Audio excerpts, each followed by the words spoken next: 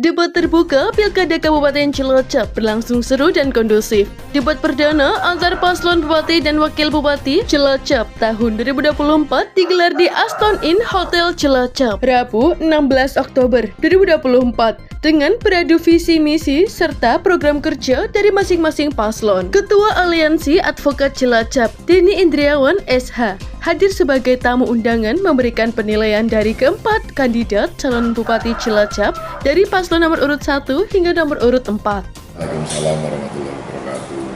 Ya, Mbak. Abang, terkait dengan debat pilkada kemarin waktu hari Rabu di Aston Inn. Ya. Menurut penilaian Abang dari keempat kandidat tersebut, Abang bisa menilai satu persatu, dan di antara keempat tersebut siapa yang menonjol dan bisa meyakinkan kepada masyarakat dengan visi misi mereka? Ya. Terima kasih Mbak Nani. Nah, terkait masalah debat, memang masing-masing calon pasti mempunyai visi dan misi, dan gaya penyampaiannya mungkin nanti yang akan membuat masyarakat yakin kira-kira hal itu bisa dilakukan apa tidak. Tapi kalau kita boleh mengomentari, ya tentu banyak hal-hal yang menjadi pertanyaan bagi kita. Kenapa menjadi pertanyaan bagi kita? Karena seyogianya debat kemarin itu kan ditanggapi oleh calon yang lain, tetapi kemarin sangat sedikit sekali yang menanggapi, tetapi lebih kepada masing-masing ketika diminta untuk menanggapi tapi memaparkan program-programnya sendiri. Jadi itu yang mungkin tidak bisa masyarakat umum menilai secara utuh dari masing-masing calon. Nah, kalau dari kami Aliansi Advokat Cilacap, kebetulan kita juga kemarin ikut menyaksikan debatnya secara langsung di Aston Inn kemarin. Ya, memang ada beberapa hal yang cukup menggelitik untuk dikomentari ya. Dari pasangan yang nomor 1. Pasangan yang nomor 1 itu menurut saya sangat minim literatur ya. Sehingga nampak tidak menguasai materi-materi, apalagi banyak program-programnya yang menurut orang kebanyakan hal itu tidak mungkin dilakukan, terutama yang kemarin disebutkan daripada buang-buang duit bikin bendungan akan merubah air laut menjadi air tawar untuk mengairi sawah.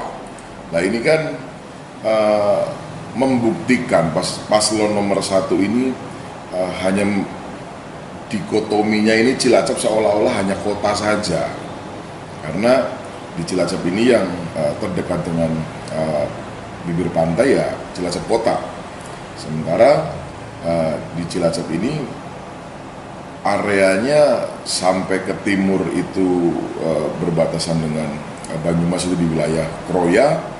Kemudian ini yang juga paslon nomor 1 ini mungkin belum berpikir sejauh itu. Nah, terus kemudian yang kita pertanyakan lagi terkait masalah program internet gratis. Kalau menurut saya, Bawaslu harus sudah mulai menanyakan itu.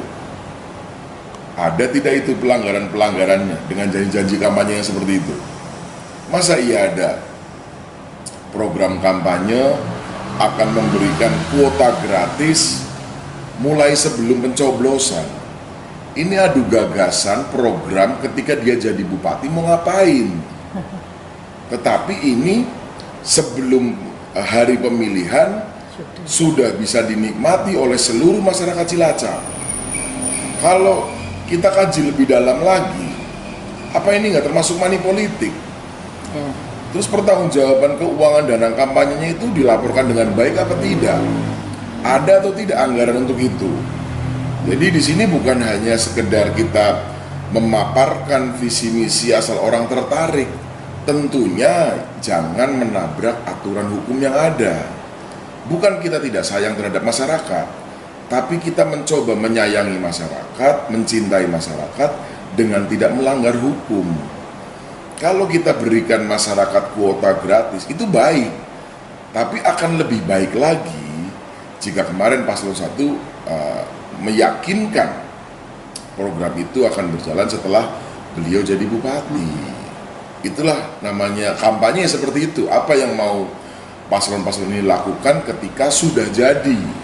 Nah, kalau belum jadi memberikan sesuatu, saya pikir juga itu termasuk larangan dalam undang-undang pemilu ya. Nah, kemarin disampaikan dalam debat secara umum, disaksikan oleh kepolisian, Bawaslu, KPU, semuanya ada. Nah, kami mengingatkan, barangkali bisa untuk dikaji lebih dalam oleh pemangku kebijakan, hal itu termasuk pelanggaran atau tidak. Kalaupun itu pelanggaran ya tolong diingatkan, gitu. Karena mungkin kadang orang terlalu semangat sehingga ya seperti kemarin juga sudah disanggah oleh beberapa calon yang lain. Masa iya seorang calon Bupati Cilacap tidak tahu bahwa Cilacap ini sudah punya produk yang terkenal sampai keluar wilayah.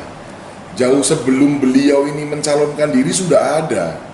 Saya itu zaman sekolah, saya kuliah di luar kota, teman saya itu selalu titipnya yaitu produk-produk Cilacap ada di situ, kayak kerupuk tenggiri, ada sukun. Itu kan memang sudah khasnya Cilacap. Ada beberapa jajanan-jajanan lain lagi. Nah, apa iya beliau tidak paham itu? Nah, jangan sampai seorang pemimpin ini salah ya. Nanti kalau beliau terpilih baru mengklaim setelah ada beliau baru ada kerupuk tenggiri go internasional. Oh, ini sudah dari zaman kapan? Dari zaman saya sekolah udah ada itu. Nah, jadi saran saya kepada paslon nomor 1 untuk debat-debat berikutnya, coba kuasai dulu tentang Cilacap.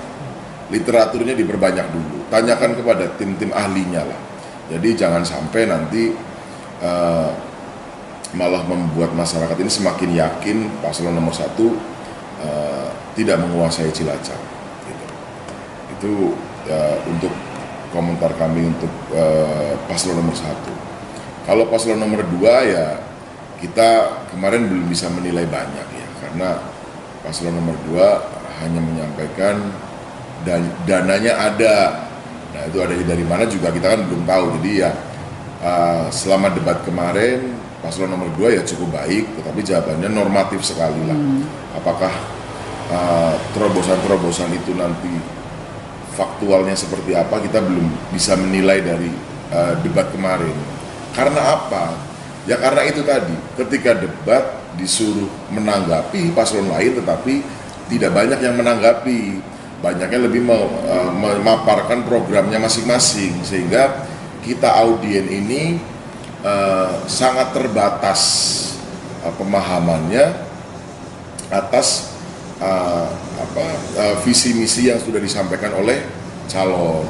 Tapi kalau seandainya kemarin paslon nomor 2 menyampaikan visi misi, kalau visi misi saya sepakat semuanya baik pasti ya, semuanya baik karena itu kan bukan hasil pemikiran pribadi dan sesaat pada saat itu sudah dirumuskan, sehingga saya pikir semua punya tujuan untuk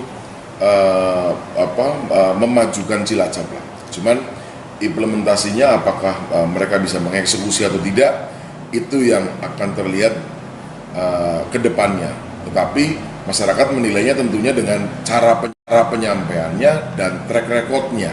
Nah, terhadap paslon nomor 2 ini kebetulan karena memang dua-duanya ini belum mempunyai pengalaman di eksekutif sebagai bupati atau wakil bupati, sehingga masyarakat belum bisa menilai secara empirisnya. Tetapi dari pemaparannya kemarin disampaikan baik, tetapi tidak jelas. Tidak jelasnya eksekusi nanti akan seperti apa. Nah, tapi sejauh ini ya menurut saya ya baik secara normatif ya, sebuah program beliau ingin ISO smart, ISO apalagi macam-macam dari beberapa ISO itulah ya. Nah, cukup baik, cuman implementasinya apakah bisa? Karena kemarin dalam debat itu menjelaskannya secara gerambiang saja, hanya menyatakan mau bangun ini jangan khawatir, dananya ada. Nah, ada ini yang kita sebagai audien ini tidak bisa yakin adanya dari mana. Toh dari tahun ke tahun pun kita tahu dananya ada, tetapi tidak semua program bisa terrealisasi. Nah, itu untuk paslon nomor 2. Nah, terhadap paslon nomor 3 ini memang ya kemarin cukup banyak catatan kita ya. Rupanya beliau Pak Samsul sebagai calon bupatinya yang sudah punya pengalaman 5 tahun pun ya dalam menanggapi paslon lain, menanggapi program-program paslon lain, itu pun lebih banyak posisi menyerang ya, posisi menyerang dan tidak melihat sesuai dengan faktanya. Nah, makanya kemarin langsung dijawab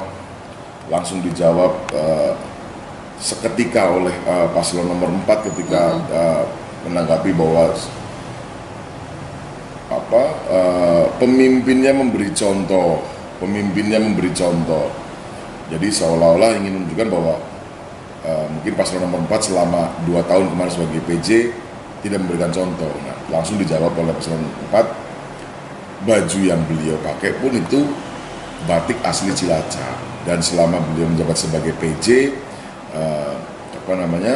sudah mewajibkan dinas-dinas untuk menggunakan batik dari Cilacap. Nah, itu kan juga tamparan yang seketika ya, langsung dijawab ya. Nah, mungkin kalau bahasa anak sekarang kena mental lah ya, kena mental, skakmat kena mental. Nah, itu dari paslon nomor 3. Kemudian ada juga cukup blunder dari wakilnya ya, Ibu Ami ya, dari Bu Ami. Terkait masalah pertanian, beliau menjelaskan ya secara normatif memang seperti itu, tetapi secara implementasinya tidak dijelaskan secara rinci. Yang hanya beliau kedepankan bahwa beliau paham pertanian loh, karena pernah menjadi tenaga ahli di Kementerian Pertanian. Nah, apakah itu sebuah jaminan? Harusnya program itu disampaikan lebih konkret lagi. Teknisnya bagaimana? Bisa melaksanakan apa yang disampaikan dalam visi misinya itu bagaimana teknisnya? Kalau hanya dibiarkan secara liar bahwa beliau punya pengalaman sebagai tenaga ahli di Kementerian Pertanian, kami para advokat punya catatan. Beliau menjadi tenaga ahli di Kementerian Pertanian, Pak Menterinya kena kasus korupsi. Apakah secara tugasnya tenaga ahli itu tidak melibatkan diri atau memberikan pengarahan supaya Pak Menteri ini tidak salah jalan? Tersandung korupsi loh. Ya toh, sampai sekarang prosesnya berjalan seperti itu. Dan terbukti. Walaupun ada upaya-upaya hukum yang dilakukan oleh Pak Menteri. Nah, cuman artinya jangan masyarakat Cilacap ini hanya diberikan pemahaman bahwa udahlah kamu percaya bahwa saya pernah jadi staf ahli menteri loh. Jangan begitu, karena sebagai staf ahli menteri kita juga punya catatan. Belum lupa lah dari ingatan kita lah, Pak Menteri Pertanian kena kasus korupsi dan gratifikasi, ditangkap oleh KPK. Kasus apa? Jual beli jabatan. Tetapi dari kemarin jual beli jabatan itu selalu dituduhkan seolah-olah ya, ditujukan kepada salah satu paslon. Nah, paslon nomor 3 ini menyatakan tidak akan jual beli jabatan. Nah, yaitu kalau kita mau bilang kena mental, Pak Menteri yang tenaga ahlinya adalah wakilnya paslon nomor 3 ini kena perkaranya itu kasus jual beli jabatan di kementerian. Nah, jadi bagi saya paslon nomor 3 ini juga harusnya secara rincinya, teknis untuk melaksanakan program-programnya itu apa. Kalau sekedar yang disampaikan kemarin, tekani, tukoni, takoni, itu saya pikir semua melakukan itu ya. Kalau itu saya pikir semua masyarakat di Cilacap ini setiap hari, hampir setiap hari, ya pasti tekani, tukoni, takoni. Demikian halnya kantor saya di sini pun setiap hari demikian. Kita anak-anak kantor makan siang kantor ya ke UMKM, kita beliin selalu. Ini ada hal yang lebih penting yang bisa dilakukan pemerintah kecuali itu gitu loh. Itu sudah hukumnya. UMKM jualan, pasti kita yang membutuhkan membeli, itu sudah hukumnya. Kita sudah memang hukum pasarnya seperti itu. Tidak mungkin kita mau makan siang kantor itu belinya makanan yang gudeg yang ada di Jogja atau mangut yang ada di Semarang, nggak mungkin. Kalaupun itu makanan-makanan khas daerah lain, tapi dilakukan oleh UMKM Cilacap dan pasti berputar. Pemerintah harus lebih dari itu. Jangan sekedar cuman membelanjakan ke UMKM, itu udah nggak usah diajarin.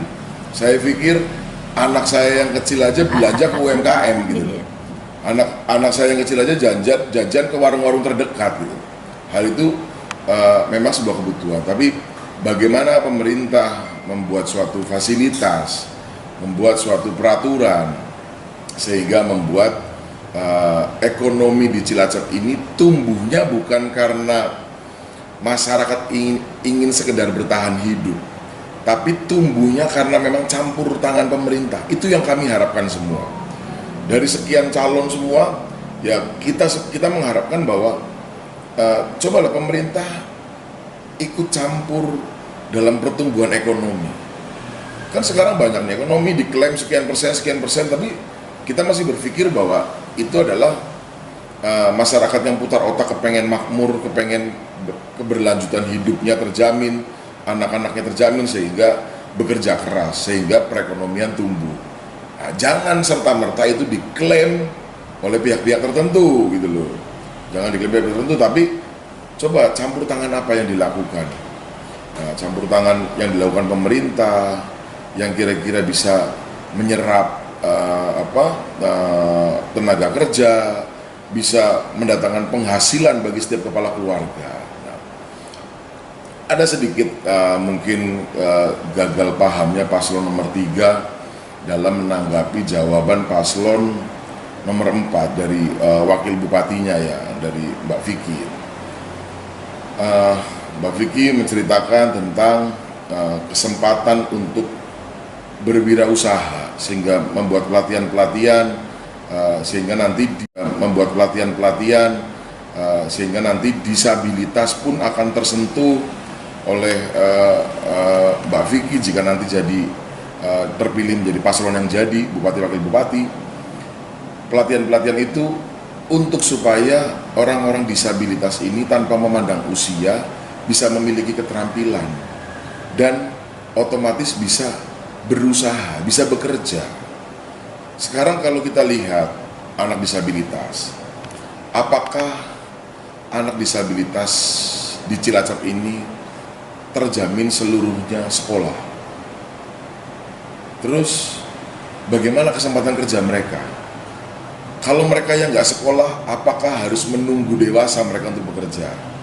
Kalau bisa berwirausaha kan baik, wirausaha apapun lah, tetapi itu harus dibekali dengan pelatihan-pelatihan. Blunder-blunder seperti itu yang saya pikir membuat masyarakat ini tidak bisa menerima dengan jernih. Kita semua paham, tapi tolong jangan dibuat blunder. Tapi ya sambutlah jika memang itu benar, kritiklah jika memang itu keliru. Nah ini jangan semua program lawan dikritik semua loh. Kalau program itu semuanya baik kok. Ya toh, program itu semuanya baik. Saya pikir dari keempat calon itu kalau kita cari persamaannya mungkin 80% sama. 80% sama. Hanya program-program unggulan yang berbeda. Nah, Abang, sedikit tak potong Bang. Terkait dengan usulan dari Ibu Vicky kemarin terkait dengan keterbatasan, tidak ada batasan usia. Ya. Ada masyarakat yang gagal paham terkait dengan hal ini. Bisakah Abang menjelaskan dengan yang disampaikan Ibu Vicky tersebut? Ya tadi saya sampaikan, gagal pahamnya masyarakat ini sebenarnya mungkin masyarakat paham ya. Gagal paham itu kan ketika ditanggapi oleh paslon nomor 3 bahwa orang bekerja itu ada umurnya, ada batasan usianya. Mempekerjakan anak di bawah umur itu melanggar hukum. Ya memang benar. Tetapi di sini konteksnya lagi cerita berwirausaha loh.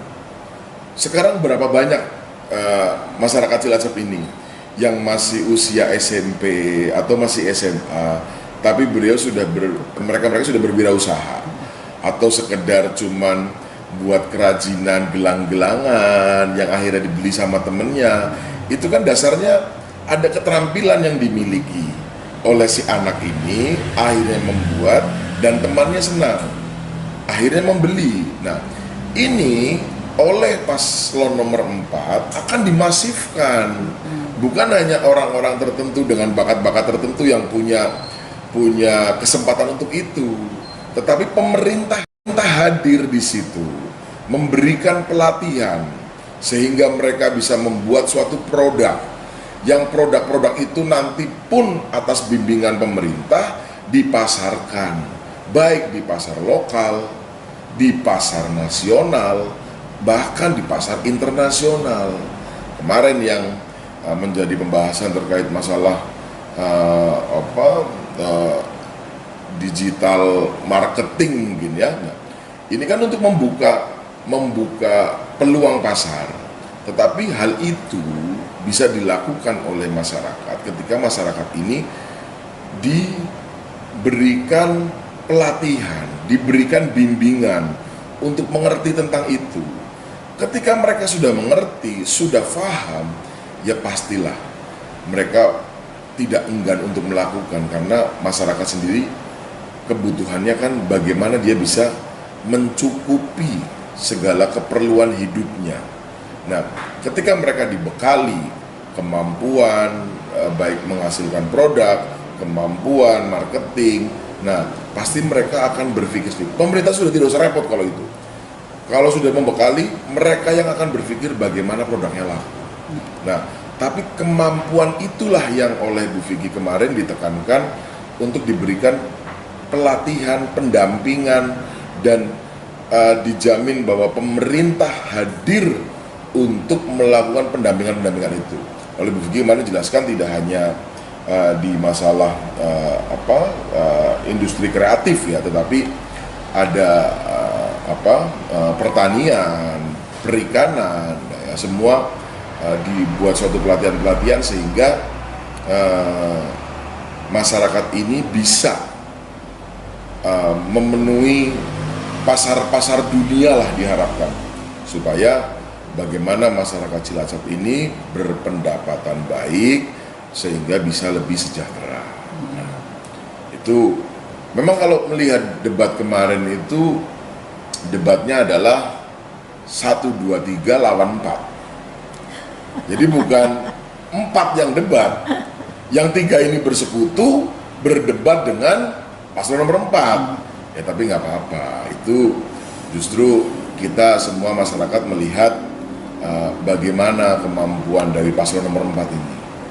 Mungkin kalau lawan cuma 1 enteng, 3-3-nya sekalian gitu lah. Masyarakat kan menilai itu. Ada bahasa bukan perdebatan atau adu visi, tapi saling menyerang ya. 1 3 melawan 1 ya.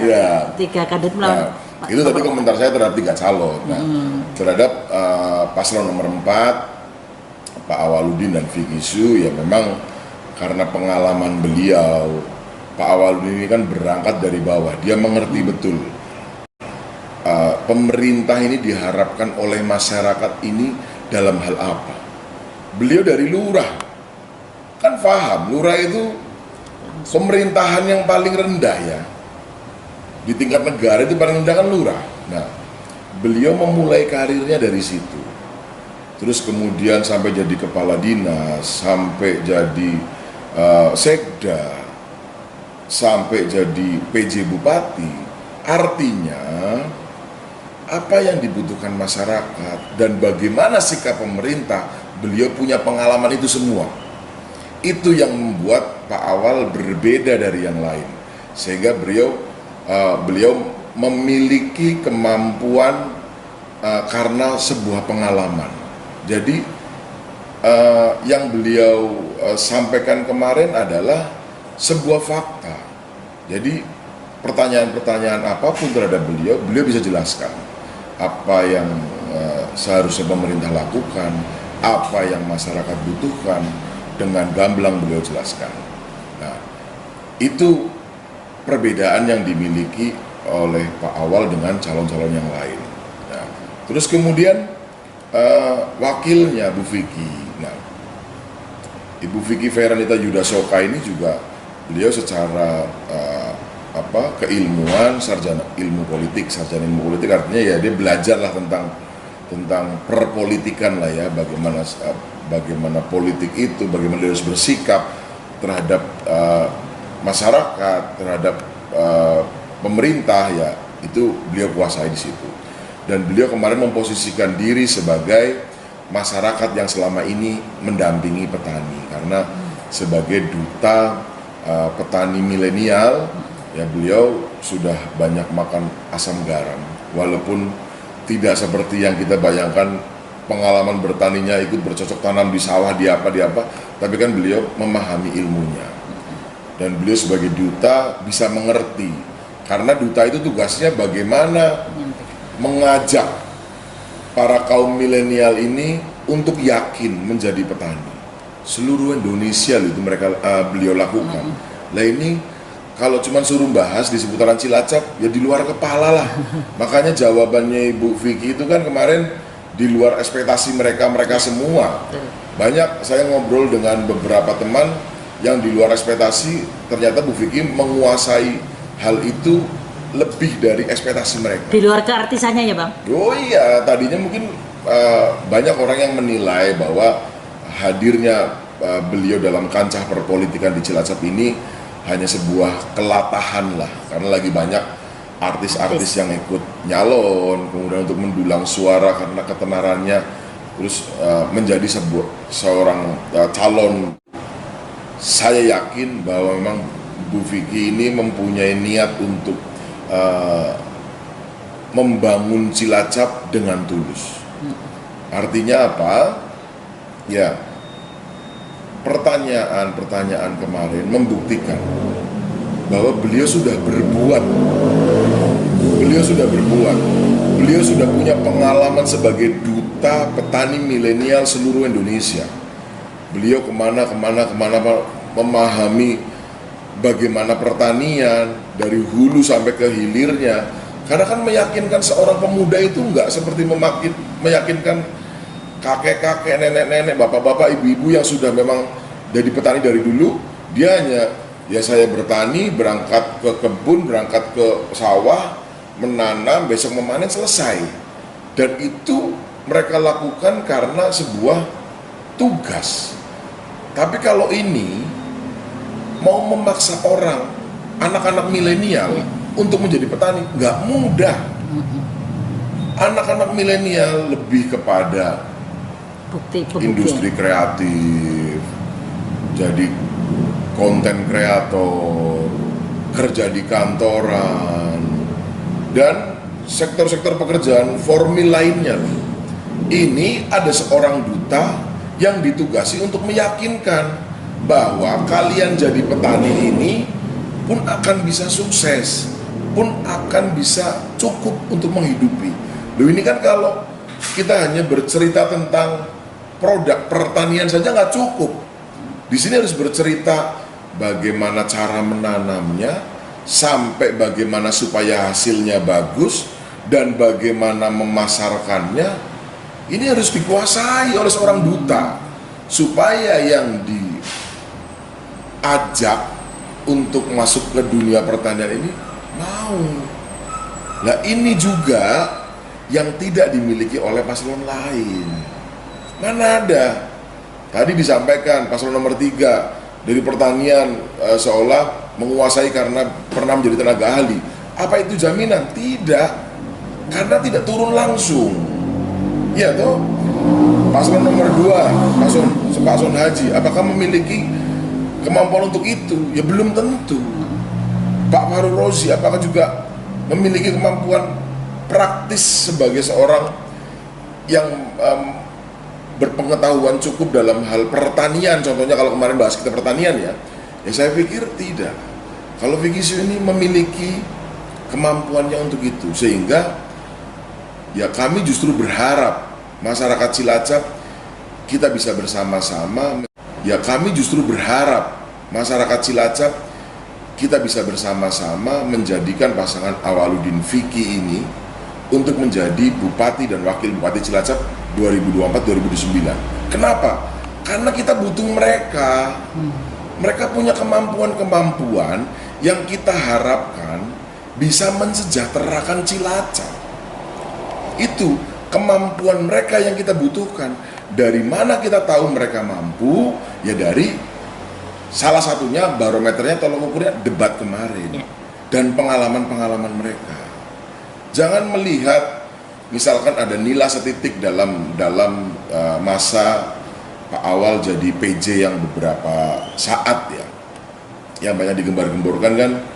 Pak Awal jadi PJ aja kemarin PBB naiknya 300%, 200%. Apakah itu juga keinginan Bupati? Toh beliau sekarang ini dengan sadar mempunyai program unggulan PBB gratis. Artinya apa? Ketika beliau kemarin menjadi PJ dan menaikkan itu pun beliau menangis sebagai penebusan dosanya. Sekarang beliau menjadi calon bupati, visi misinya salah satunya atau program unggulannya salah satunya adalah PBB gratis. Itu karena ketidaksepakatannya beliau atas kenaikan PBB yang sempat terjadi di Cilacap kemarin. Jadi kita jangan mau hanya dipecah belah karena sesuatu yang belum utuh. Coba kita lihat masyarakat yang mungkin ragu tentang bagaimana nanti paslon ini ketika menjadi bupati apakah bisa menjalankan atau tidak. Ya jangan sungkan, datang ke tim-tim pemenangannya, suruh tim-tim pemenangannya menjelaskan. Aku yakin saya pasangan nomor 4 tim-timnya bisa menjelaskan untuk itu. Karena apa? Pengalaman empiris yang beliau hadirkan untuk program-program selanjutnya di Cilacap agar Cilacap ini maju bercahaya. Begitu. Intinya kesimpulannya dari 4. Nah, kalau kesimpulan saya dari keempat debat calon ini, ya karena tadi Pak Awal memiliki pengalaman yang sedikit lebih banyak daripada yang lain dalam memimpin Cilacap ini, sehingga saya berkeyakinan atau saya menyimpulkan secara penilaian saya, pasangan Awal Vicky lah kemarin yang menonjol dan menguasai. Karena apa yang disampaikan Awal Vicky bisa dari keempat debat calon ini, ya karena tadi Pak Awal memiliki pengalaman yang sedikit lebih banyak daripada yang lain dalam memimpin Cilacap ini, sehingga saya berkeyakinan atau saya menyimpulkan secara penilaian saya, pasangan Awal Vicky lah kemarin yang menonjol dan menguasai. Karena apa yang disampaikan Awal Vicky bisa diterima oleh masyarakat secara simpel. Ya toh, sekarang apa? Program mendukung program UMKM apa segala macam. Pak Awal langsung mencontohkan ini batik saya pakai khas Nusa Gunung. Itu kan kalau kita mau menceritakan secara narasi, selama saya jadi PJ, saya mewajibkan dinas-dinas menggunakan ini, masyarakat nggak susah. Tidak semua masyarakat bisa menerima. Beliau langsung menggunakan batik itu pada saat kampanye. Artinya apa? Komunikasi dengan masyarakat ini gampang diterima. Tidak semua masyarakat mempunyai kemampuan untuk menelaah bahasa-bahasa politik. Tetapi Pak Awal menyajikan, kamu ngomong saya nggak mendukung, ini buktinya saya pakai sekarang. Iya toh? Yang mudah dicerna dan dipahami. Itu mudah dicerna, langsung dilihat masyarakat. Itu langsung dilihat masyarakat. Artinya ya tidak usah diragukan. Pasangan Awal Vicky ini ya sebuah jawaban. Cilacap yang butuh mereka insya Allah. Jadi mari bersama-sama kita meminta warga Cilacap, kami selaku Aliansi Advokat Cilacap melihat kemampuan itu dalam pasangan calon nomor 4 Awal Vicky, kemampuan yang kami yakin bisa membawa Cilacap ke arah yang lebih maju dan bercahaya, sehingga kami menghimbau agar masyarakat Cilacap, ayo kita dukung Awal Vicky karena kita butuh mereka, karena kita butuh mereka untuk kemajuan dan kemajuan Cilacap dan lebih bercahaya lagi. Sehingga jalan satu-satunya harus memenangkan beliau menjadi pasangan bupati dan wakil bupati. Jangan lupa pada tanggal 27 November besok, 4 sehat 5 sempurna, nomor 4 kudu dimenang. Awal Vicky, kawal kompak menang. Mantap. Cilacap butuh Awal Vicky solusi untuk Cilacap. Ya, tepat. Terima kasih untuk kebersamaan. Sama-sama, terima kasih. Cilacap harus memberitakan. Sukses selalu. Assalamualaikum warahmatullahi wabarakatuh. Waalaikumsalam warahmatullahi wabarakatuh.